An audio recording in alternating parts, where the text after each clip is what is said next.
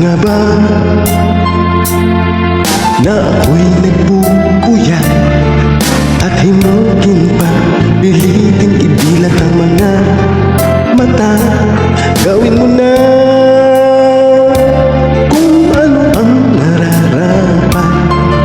Magpainit na at tayo ay makapagkape.